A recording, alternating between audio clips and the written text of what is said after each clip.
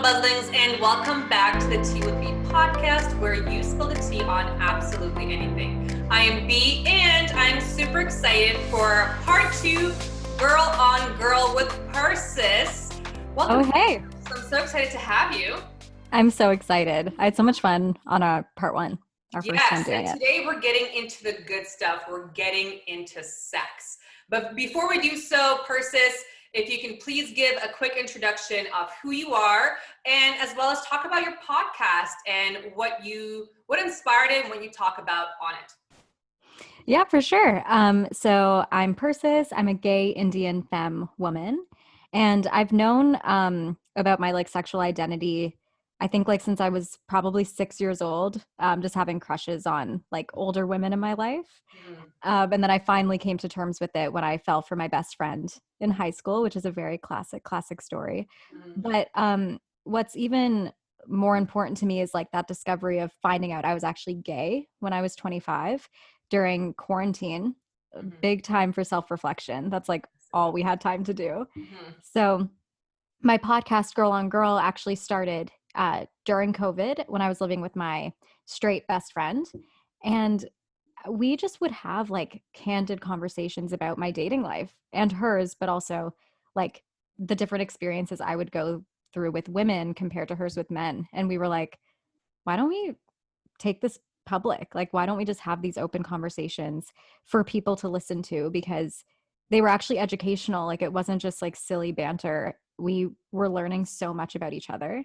And I think we need more content like that, because dating's hard and sex is hard and sexuality is hard. Yeah. And it doesn't matter where you identify. It's all, a journey that we're all going through. Thank you. And I love that. And tune into episode 1 with Persis, where she talks about her journey and discovering who she is and really being her true self now, which is amazing. Congratulations. Yes, COVID was very much a reflection period for a lot of us.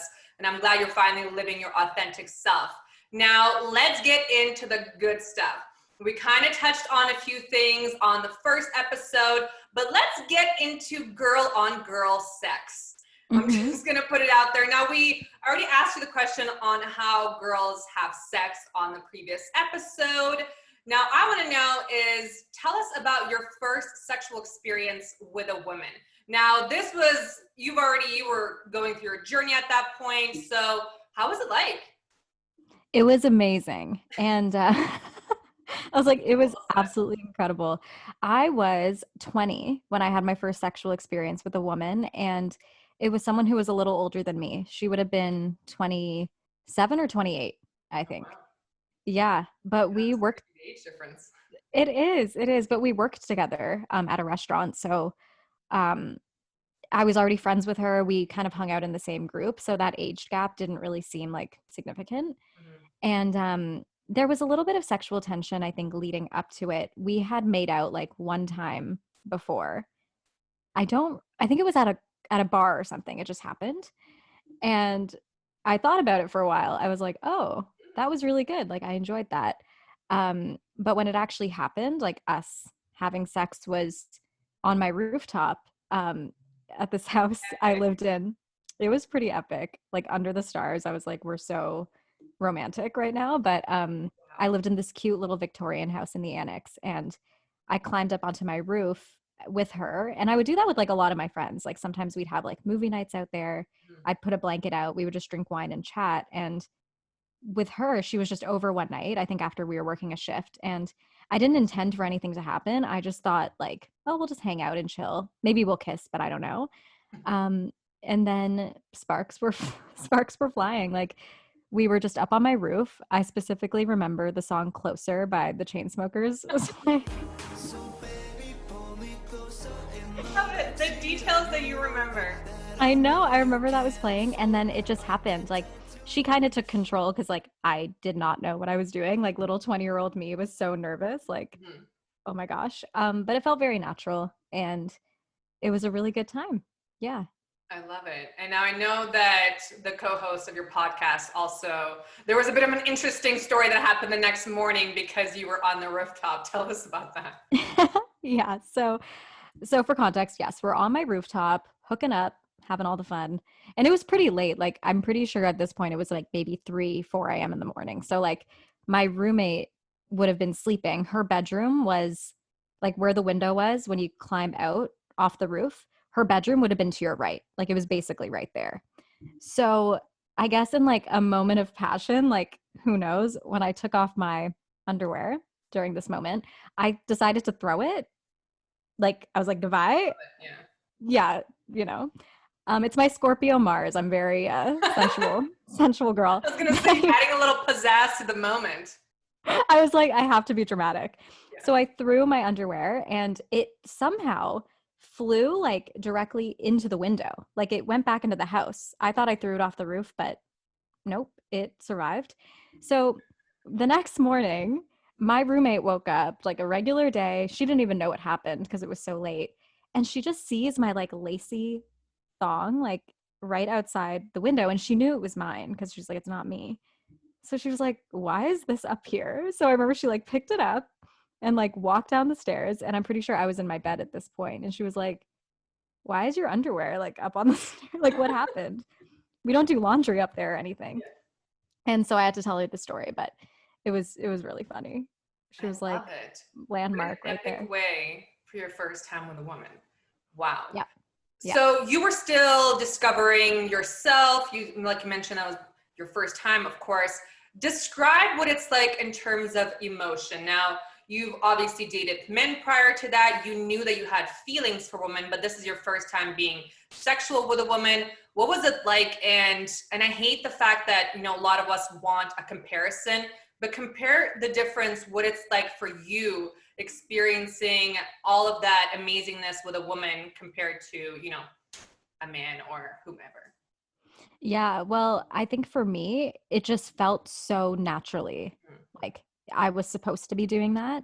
Or like my body was so comfortable. And that kind of made me like nervous because I thought like, oh my God, like, am I like obsessed with this girl? Like, it was weird. It kind of, because I didn't know her that well. So I was like, I can't have like these crazy feelings for her all of a sudden. Like, we were like acquaintance friends that definitely had some chemistry. But then when that happened, I was like, am I in love? But I think it's because I just never experienced that level of comfort and something that just felt so me. Because in my past experiences with men, I never felt anything remotely close to that. And that's not to say like I wasn't sleeping with a bunch of men or anything like that. Right. But I think We're like still very even young with at this point. so young, and also I was just like experiencing dating and like intimacy with guys, but it would never feel like that. I just felt, what's all this hype around like sex or even like foreplay before? I was like, I don't really enjoy this. Like, do people like this? I was so confused, really. And I would just Yeah. go along with it because I was like, oh, this guy and I are dating. Or even the one guy I was dating when I was 19 for a longer period of time, I was like, oh, I guess I just should go along with it because maybe that's what everyone does. So I didn't feel that like any emotion. I even felt at points like, oh, am I heartless? Because like a guy would be over and we would just like have like a nice, like cute date night in, and he would just stay over. And I'd be like excited for him to like leave the next day so I could just like do my thing. Yeah. Like, whether it was like running errands or hanging with my roommate or going out with friends, I was always like, okay, like he can leave. But I noticed with this girl, I like did not want her to leave in the morning. Like, I remember she actually did have to go, but I was like, I was like, oh, I would have loved if her and I could have grabbed breakfast. We can go like do whatever. Yeah. So I think it was that sense of like wanting her around that I never used to feel with men before. I love that. Thank you for bringing that up because I think a lot of women struggle with, you know, feeling like they have to, even though their body's saying no. So thank you for bringing that out and bringing to light in terms of, you know, your body kind of knows, and something that we discussed in the first episode, something that I really believe in. Your body will know what feels right, and clearly shows that you just spend the whole next day with her. And of course she had to leave, while with others, you wanted them to leave a little bit quicker. And that's, I mean, that's understandable, just different emotions. Now, let's talk about safe sex. Now, it's something that and I love that you bring it up on your podcast, because safe sex with women on women love is not discussed really at all. I mean, most people wouldn't really even assume that you need protection of any kind with a woman. So discuss the options and tell us why it is still important to be, good about your sexual health, to keep getting tested and to be protected. Yeah, it's so important. And because we're not taught about like women loving women's sex and like the safety that goes along with it, people really think you don't need to use protection at all. Like I've talked to women before that they're like, oh, you don't need protection to have sex. And I'm like, but you still do. The reason why you still do is because you're still like touching genitals. There's fluids still going. Like, I don't know. Anytime you're like intimate or like naked with someone else, you can pass on anything. Mm-hmm. So there's many like different options for safe sex with women. Dental dams is like one of the biggest ones. And it's the word we've always heard, yes. That's the one thing I think most people would have heard, what a dental dam. So tell us about how to actually use a dental dam, and that the name can be a little misleading on how to use it. I think we need to change the name, because even when I first learned about dental dams, my cousin, who's a doctor, told me like, oh, that's really important for safe sex with women. But I was like, there's no way I'm wearing a dental dam, because when I Googled it, all I could see was like what the dentist would use on like someone in their office, which is like putting a dental dam on your mouth. And so I was like, I'm not doing that. Are you kidding me? Like I'm not. That's such a turnoff. But no, in a sexual relation, dental dams are basically like a latex tiny little square that stretches, and you just put it on the vagina, and that's just protecting. So if you're going down on another woman, it's just covering her vagina, so you're protecting her and also like just to prevent any STIs. And it's not like, I don't know, I think there's a weird stigma around them, but it's like a condom pretty much. And you can even use condoms for dental dams. You can just like cut them and make them a square, so that also works. Exactly. Yeah. I love it.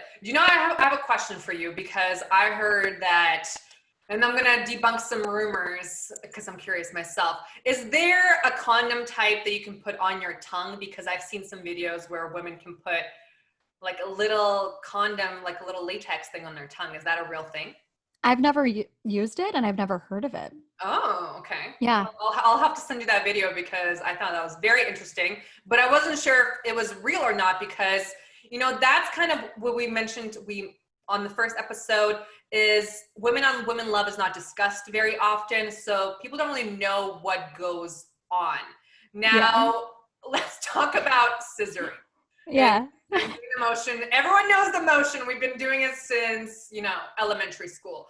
But, what is scissoring? Why is everyone so fascinated with it? And are real lesbians actually scissoring? Yeah, they are. Scissoring is a thing, and it's just a sexual position. It's literally a position you're in. And it's not like this, because I don't know anyone who could have a good time. It's hard to get into that position. It's hard. Like I would be really, really fascinated if someone was enjoying themselves. But scissoring is basically like just rubbing your genitals with someone else's genitals or on like any other part of their body, and you're just grinding. And it's just like the position you put your legs in, so your genitals are touching. But tribbing is also a form of scissoring. It's like, I think tribbing might be like the umbrella term, and scissoring kind of like falls under that.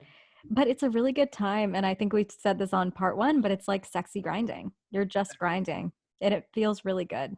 Yes, I bet. And I mean, for a lot of women, that's kind of like the prime spot where things feel good. And I mean, that's why some women, not all women, but it's probably coming out a little bit more, do have problems with penetration, because it can be a little bit more difficult, a little bit more painful. So let's kind of get into the serious side of, there's a lot of stigma being women on women. A lot of women may even feel like they have these emotions, for romantic emotions for women, but are afraid to go there. Let's talk about some of, internal homophobia that some women may struggle with, to finally reach that step where, you know, they go for things that are pleasurable for them. Yeah, I think that's internalized homophobia is such like a tricky thing to navigate. And some people will have to deal with it for like years and years because it's society, you know, like we're in a heteronormative society. There's so much unlearning you have to do. So when something even feels good to you, you might be like, oh, but that's not really the norm. Um, so yeah, that's pretty difficult. I dealt with internalized homophobia early into my 20s, but I think I was eventually able to just like let it go because it just felt the most me, and I felt so excited when I was with women. And to me, that's when I was like, that's why people have crushes, or like that's what love is. Like Mm. that giddiness and that excitement. I had never had that, any part of that in me for a man ever, Mm. especially after I started like kissing guys. I was like, oh no, I don't care about this. So Yeah. I was able to let that go. But there's actually a Google Doc that I can send to you that might be cool to link in to this episode. It's compulsory heterosexuality, Mm. which is really interesting. It's like this Google Doc that lives out in the internet, and I think a lot of lesbians refer to it because it breaks down like all these feelings like you Mm. thought you needed to have for men. Yeah. It's very interesting. Yeah, absolutely. We'll link that. And I love how you said that it's where this women often feel this pressure that they need to like men, to be sexual with men, because that's how almost every society is heteronormative. It's unfortunate, but that's kind of why we're talking about this. Is there's clearly a difference, and you felt it. And how did you navigate, you know, going from your first time on a roof, which is very amazing, to, you know, realizing that you do have feelings for women, you prefer being with women? How do you finally grow into who you are and be like, that's right, I'm a lesbian, I have no interest in, I don't want to say dick, but you have no interest in dick. So No. how did you finally come to terms with that and be strong enough to say it to other people, and, you know, obviously have this podcast and continue to talk and bring this awareness to the fact that you can end up with whomever you want, and you need to trust your body when it's right. Well, it definitely took years. It wasn't easy. Like even after that moment with that woman on the roof, I knew my feelings for her were like so strong, even if it wasn't like feelings for her. She was a lovely human, but I think I was just so wrapped up in like that sexual experience that that's all I could think about. But despite having that, I was still like confused and a little scared. I think we just picture our lives to go a certain way. And to me, I was like, not that I was homophobic or anything, but I think I thought, well, wouldn't it be easier if I would just like be with a guy? Because Mm. the queer dating pool in Toronto is actually quite small. So I was having a hard time like meeting people. But mind you, I also wasn't like really putting myself out there in a lot of queer spaces. That's definitely changed over the years, and it's been easier to meet people now. But yeah, I really had to do some like learning for myself and a lot of comparisons.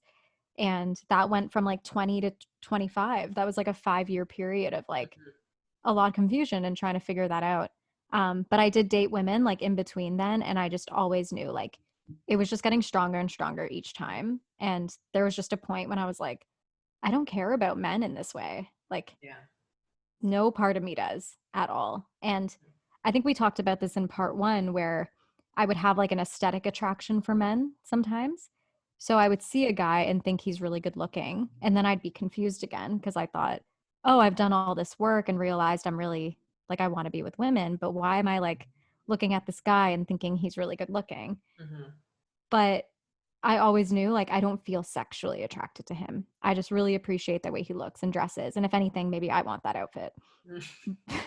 I love that. I love that you brought that up. And that's right. We talked about in part one, there's lots of different types of motion. And I love that on your podcast, you even have an episode that discusses the different types. So, and I think what I'm hearing is in terms of advice for other women who may be struggling, that, you know, they feel like they do have emotions for women, but feel like they have to be stuck in that routine of being with a man, having kids with a man, and, you know, ending up hopefully not miserable, and you kind of realize it early on. But I love that you brought that up. It's just, and it wasn't instant for you, right? It didn't, although you knew you were attracted to women at the age of 6, it took you 2 decades to fully come into your own. So what advice, do you have for women that are living in smaller towns that, I feel like the queer community in general in terms of dating is probably small pools wherever you live. So how should people best approach that and go down this journey to figure out what they want?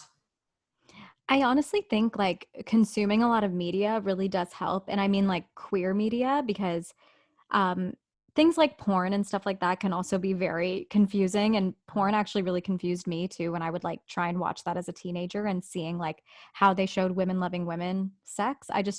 I wouldn't personally recommend that, but to each their own, do your thing. Very aggressive.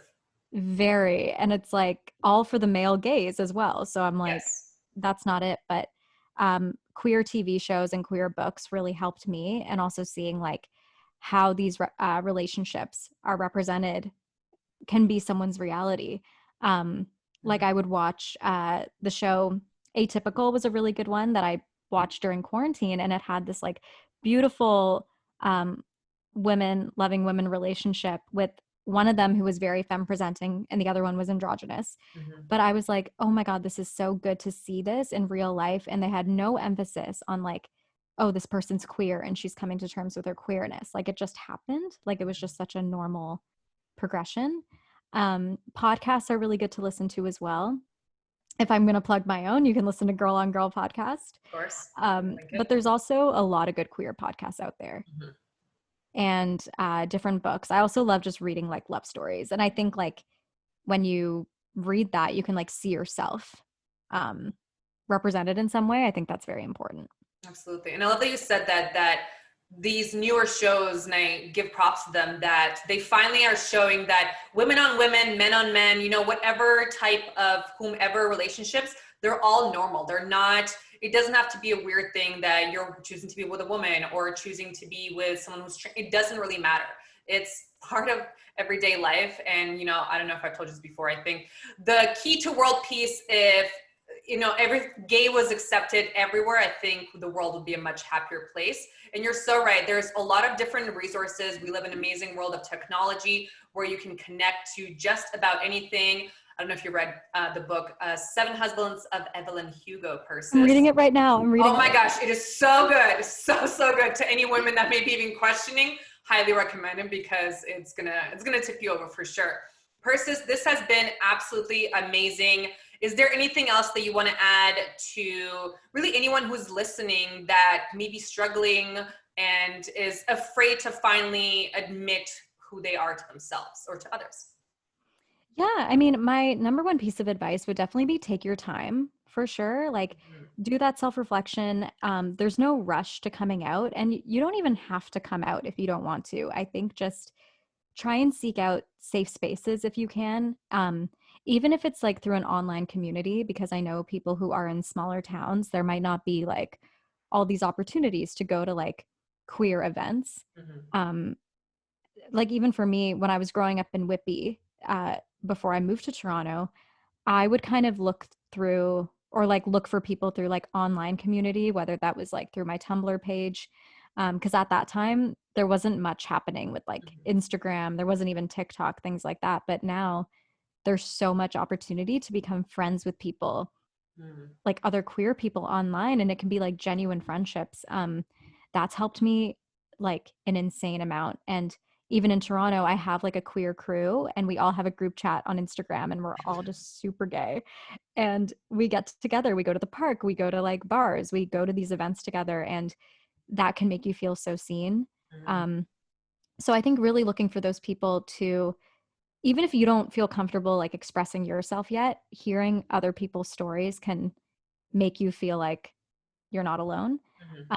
Also, my DMs are always open. So if anyone does like need advice or they want to talk about their feelings and their sexuality, like I would love to talk to any of you. Absolutely. Drop your handle just in case. Yeah, at Persis Ann. Yeah, at PERSISANN. You can definitely reach me. Listening to the podcast at Girl X Girl Podcast. We're also here to help you. But yeah, my biggest piece of advice is just like stay true to you and trust yourself. Because I think a lot of times people would tell me like how I'd feel, or they'd be like, "No, you're just bi. You think women are experimental or you're just gay. Like I was getting both. And I think my biggest piece of advice for people who are like receiving info is just to listen to someone, because that's their experience. That's not yours. Yeah. That's so true. You're so right. You don't put your opinions on anyone else's life or anyone's. And I love what you said. Actually, it's so true. You don't even have to come out if you don't feel like that's the right decision for you. I'm not here to try to push anyone to do that. You're so right. Just hopefully find a community where you can be seen, just like you said, because this is the reason actually that I started this podcast, is because all of our stories, they bring us together, and you may feel like you're the only person in the whole world that's feeling this way or that's going through this. But if you reach out, thankfully, to this wonderful internet that we have, you can meet so many other people who are going through the exact same things and are feeling the same things, so that you never have to feel like you're alone. There's always people out there, and you will find your tribe, you will find where you belong. And it's a journey that is up to you. Now, you're so right. I'm glad that you kind of said that, because I need to put myself in check in terms of, you don't need to come out and you don't have to do anything that's not right for you. And you're so right in terms of it's all a journey and it takes time. And thankfully, the world is becoming better slowly but surely. Yeah, it is. I hope so. It seems like it's going in that direction. I feel like I'm lucky to be in Toronto, because Toronto is so like open. It's such a diverse city. There's a lot of queer spaces, a lot of queer representation, but I also know there's so many places that are not very open-minded, and that's why I think like online communities have like saved a lot of people's lives. Absolutely. And at least even just in terms of like consuming media, because I don't know. I always remember like when I wasn't seeing myself in media, I was like, oh, I don't exist. I know that sounds like dramatic, but I really would think, I don't know, like no one's like me or nobody's femme. And Exactly. I'm just out here feeling heartless towards all these men, and something's wrong with me. And I mean, that's a very fair thing. And we talked about it a lot on part 1. So go check that out. In terms of you're Indian, you're femme. There is still barely any representation of you. So I'm so glad to have had you on to talk about your whole journey and talk about some of the good stuff. So thank you so much, Persis. Again, find Girl on Girl, Girl X Girl on Instagram, Persis Ann. I'll have all of that linked in the description. Persis, thank you so much for being a guest on the You and Me. Oh, thank you. You're so lovely. And I'm really glad we could have a little reunion. Absolutely. Thank you, Persis.